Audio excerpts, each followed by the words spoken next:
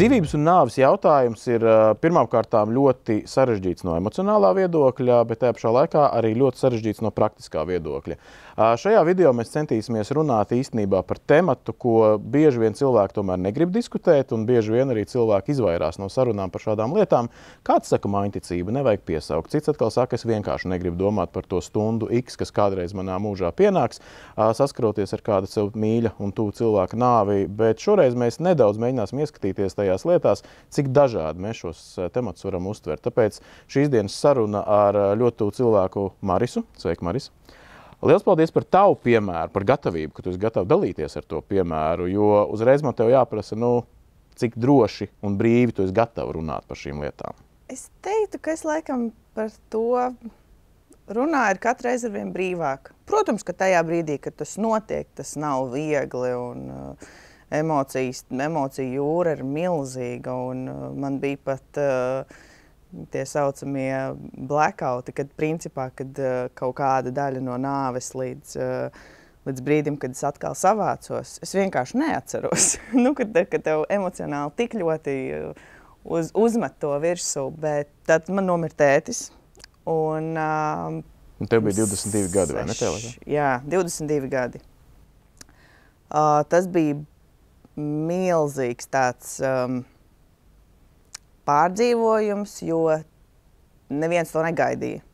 Ne viņš nezināja, neviens. Tas nav stāsts ne par slimībām, ne par veselības jautājumiem, vienkārši vienā dienā paliek slikti cilvēkam. Jā, Viņa aizved uz slimnīcu, un tā tas arī notiek. Un viss, koma un tavam tētim bija 52 gadi. 52 gadi, Tātad viss vēl spēka briedums, respektīvi pat no malas nevienam neienāk prātā par to kaut kādā brīdī satraukties. Nekādā veidā. Es domāju, ka viņam pašam arī pat vispār skatiens uz to pusi negāja. Bet viņš par to runāja. Viņš par to vienmēr ir, cik es sevi atceros. Viņš vienmēr ir mums stāstījis, kādā veidā, ka viņš grib, lai viņu kremē, kur lai viņu izbārsta, kas notiek pēc viņa nāves, ka viņš grib tur piedzīvot to, bet viņš nekādā gadījumā negrib piedzīvot vairāk to, ka tas tā kā... Paldies, pietiek, jā. Jā, tas paldies, es to negribu. Viņš vienmēr smējās par to, ka viņš negrib palikt vecs un dumšs, respektīvi ar visām demencēm un kas vien bieži vai netik bieži saskar vecos cilvēkus.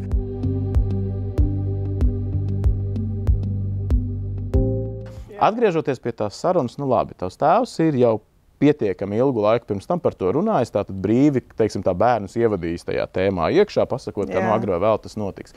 Jūs kā bērni, kā jūs to uztvērāt? Tā kā, ka tas ir normāli, ka tētis atkal par to runā, vai tādā ziņā bija tāds, trauksmes sajūta, ak vai, kā mēs paši mainticības dēļ esam teikuši, uzreiz jānosprāvās par kreiso plecu, un jāsaka, negrib to piedzīvot.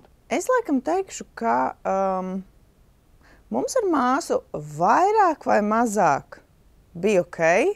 Man personīgi vispār tas likās normāli. Ka viņš man izstāsta, protams, ka es viņam prasīju, kāpēc tu man to stāsti. Viņš man pasaka, klusē, neuzdod jautājumus un klausies. Šis brīdis, kad ausis vaļā, jāmušciet. Jā. Un tad man arī īsti nebija vairāk tā kā jautājumu. Ok, labi, viņš grib padalīties ar šo. Es viņam arī padalījos, ko es gribētu. Kaut arī tajā brīdī, kad tā saruna bija, man liekas, ka man bija 16, 15 gadi. Un kas būtu tāds emocionāli sarežģīts laiks, lai kaut ko vēl tādu klausītos? Jā, bet mēs vienkārši to neuztvērām tādā veidā. Mēs to uztvērām kā informāciju no grāmatas. Bet mēs jau runājām, nāves brīdī tēvam bija 52 gadi, kas nozīmē, ka viņš jau vismaz tos pēdējos 6-7 gadus par to ir runājis. Tātad vismaz no 45-46 gadu vecuma viņš ir par to stāstījis. Tas ir ekonomiski aktīvs laiks cilvēkam. Vai tu vari izstāstīt, kas ir bijušas, piemēram, viņa tās laicīgās arī saistības? Tie, kas hipotekārie kredīti, automašīnu līzingi, kaut kādas aktīvas ekonomiskas lietas arī, kur cilvēks ļoti aktīvi piedalās tajā dzīvē, respektīvi, ka arī viņam būtu sarežģījumi, ko viņš atstātu ģimenē, ja pēkšņi viņš aizietu? Mums bija no viņa puses ieķīlāts dzīvoklis un mašīna līzingā. Uz viņa vārdu pilnībā tā kā viņa, ja? Jā, tas bija pilnībā uz viņu, tur nebija nekādas dalītās saistības, nekas tam līdzīgs. Bet viņš bija apdrošināts dzīvokli. Tas nozīmē, ka nepateikšu precīzi, tagad tas man ir nedaudz aizmirsies, bet pie summas X banka kredītu tā kā dzēš un ņem uz sevi, un respektīvi tad tas vienkārši pāriet. Viņš bija apdrošinājis kredīt saistības? Jā, jā, tieši uz dzīvokli. Un tad tas vienkārši uzreiz automātiski pārgāja uz mammas vārda un bez nekādām problēmām. Un tas pats, kas arī ar mašīnu. Labi, protams, ka mašīna nebija nekādā veidā tādā veidā apdrošināta. Bet tas vienkārši pārgāja tā kā uz māmas vārdu, jo māma izlēma to, ka viņa to mašīnu grib paturēt. Viņi spēja vienoties ar kredītiestādi, ka viņi tā kā turpinās šo līgumu kredītiestādi piekrīt. Jā, protams, ka tas bija tāds arī šoks nedaudz, ka tu tā jau kaut ko pazaudē, un tagad tev ir jāizdomā, vai tu vari salikt savas finanses, jo tas apjukums tajā brīdī, ka tu kādu zaudē tā pēkšņi, ir milzīgs un ir kaut kādas, it kā tev liekas vienkāršas lietas. Paņem, atver baltu lapu, uzraksti, saņemu tik, jāmaksā tik, varu, nevaru. Bet tajā brīdī tev tas liekas tāds, stop, kas man ir jādara?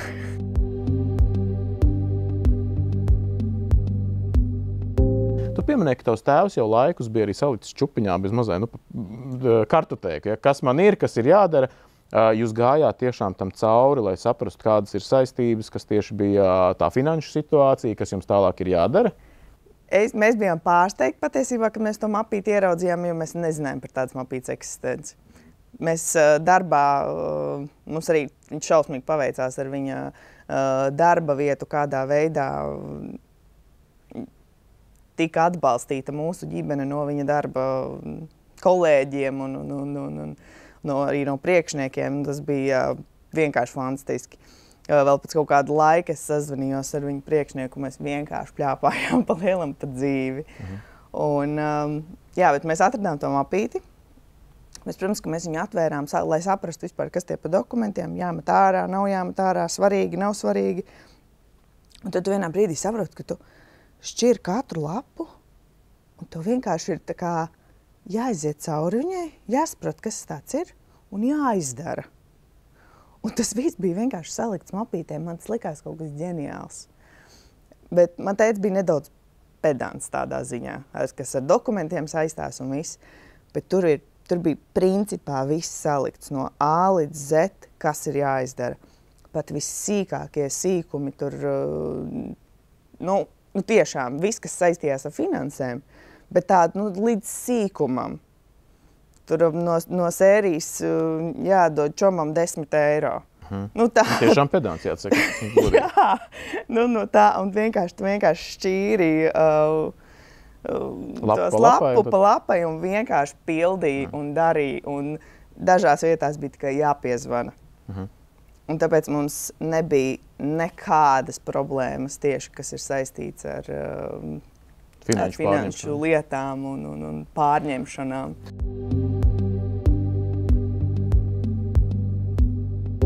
Bet, piemēram, arī tu pieminēji, labi, kredīta saistību apdrošināšanu šajā gadījumā. Ļoti labi, ka tēvs bija tālredzīgs šajā ziņā. Ģimenes budžets uzreiz pēc tam.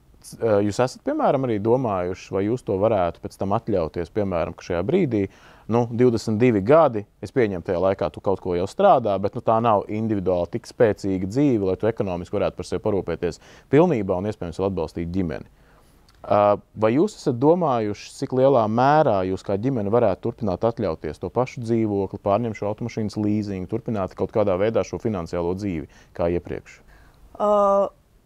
Es teiktu tā, ka es biju diezgan patstāvīga un neatkarīga no vecākiem.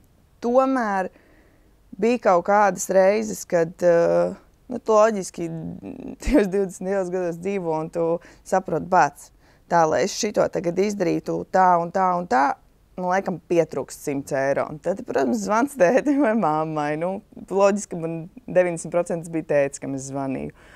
Un tajā brīdī, protams, ir tā, ka es pati visu varu, Bet tad, kad nonāk pie kaut kādām pirmajām, tādām, kā lai pat pasaka precīzi, pie tādām paklupšanām, kad, tas 20 eiro tev vajag aizņemties.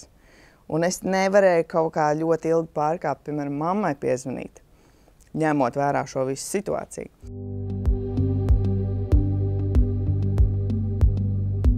Šajā gadījumā es saprotu, stāsts ir arī par to, ka viņš bija arī papildus krājis savām vecumdienām vai arī veidojas dzīvības apdrošināšanas uzkrājumi. Dzīvības apdrošināšana viņam bija, un tas, teiksim tā, tas bija visu uzreiz mammai, un tur viņai vienkārši ļāva paņemt pauzi no darba, lai vienkārši sakārtotu galvu, sakārtotu lietas sev apkārt. Ikdienas dzīve, principā. Jā.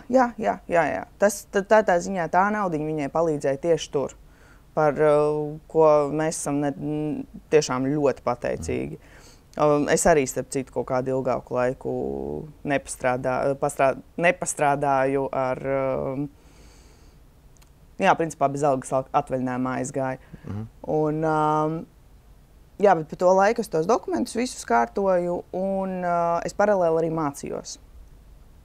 Un jaunietim līdz 24 gadu vecumam, ja aiziet viens no vecākiem, tur bija kritērija, ja mācās, par darbu es neatceros, vai tur bija jāstrādā vai nebija jāstrādā, to es tik sīki nepateikšu, bet varēja saņemt to viena vecāka pensiju līdz 24 gadu vecumam. Tad, principā, kaut kāds naudas apjoms katru mēnesi līdz 24 gadu vecumam tiek izmaksāts? Jā, tieši tā. Un kas man kā studentam ļoti palīdzēja. Jo, principā, tas ļāva turpināt studijas. Vai tu apsvēri iespēju pārtraukt studijas, ja tāds atbalsts te nebūtu bijis tajā brīdī? Vai tas nozīmē, ka tev būtu jāstrādā vairāk, lai, nezinu, tur ģimenes labā palīdzētu?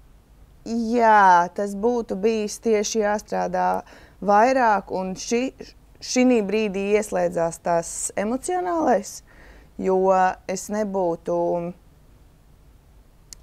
emociju dēļ pavilkusi tik daudz darbu un mācības reizē.